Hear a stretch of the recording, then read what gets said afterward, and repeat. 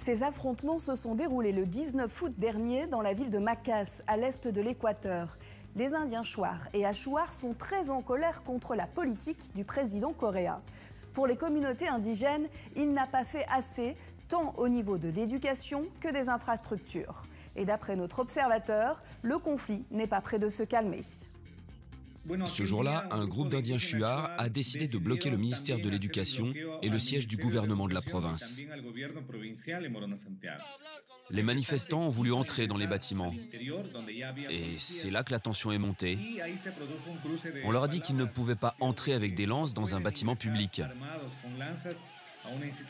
Et là, il y a eu un affrontement. Les Shuar se sont alors servis de leurs lances contre les policiers. Mais uniquement comme des bâtons pour les frapper.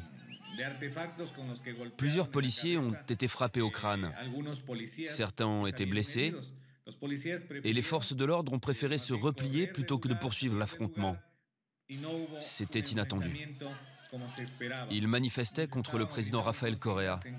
Ils criaient « Dehors Correa, dehors !»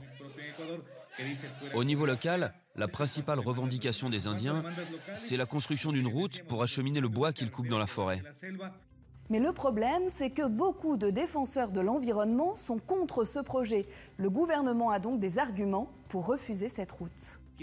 On veut juste que notre zone soit connectée au reste de la province, au reste du pays grâce à cette route. Ce que disent les Indiens, c'est qu'ils ont des droits, comme le reste des Équatoriens.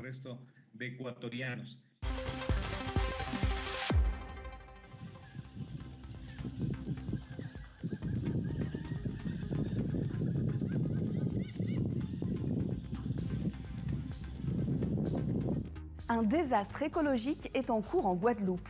Depuis quelques mois, des algues, les sargasses, envahissent les plages de l'île. Pour notre observateur, ces algues sont un danger, non seulement pour l'économie locale, mais aussi pour la santé de la population.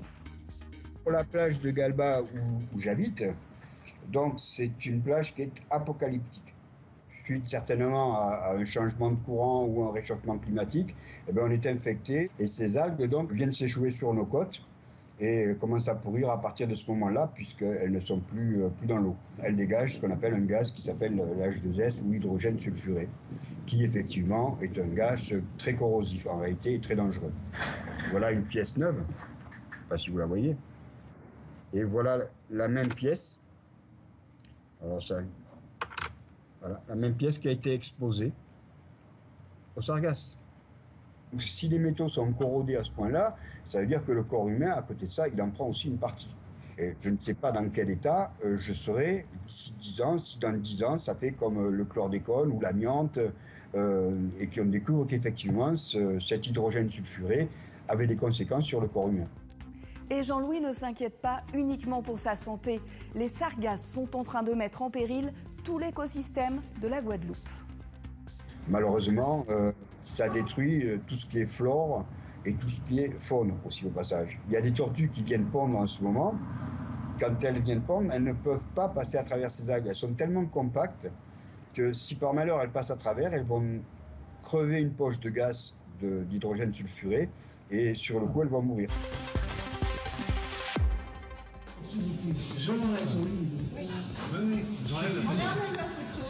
J'enlève la photo, vous avez les photos. C'est pas possible,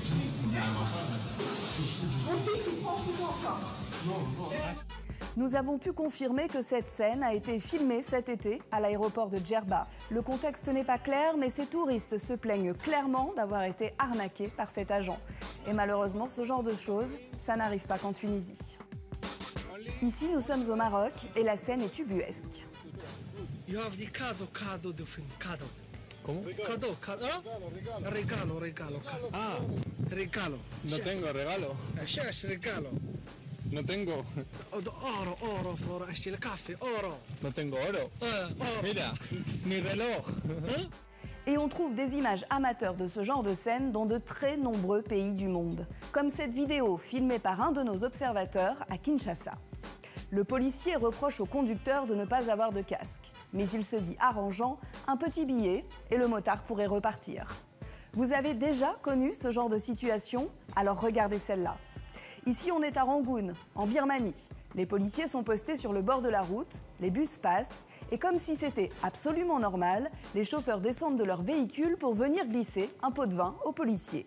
La scène se reproduit encore et encore. Et ce genre de choses se passe partout dans le monde.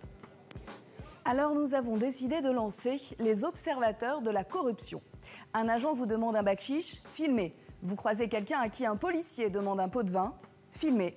Toutes ces scènes de corruption ordinaire, nous allons les publier sur le site des observateurs et dans cette émission. Souvenez-vous toujours que votre téléphone portable, c'est votre arme pour lutter contre la corruption. Donc si vous avez une vidéo, une photo ou une histoire à partager avec nous, n'hésitez pas, c'est facile.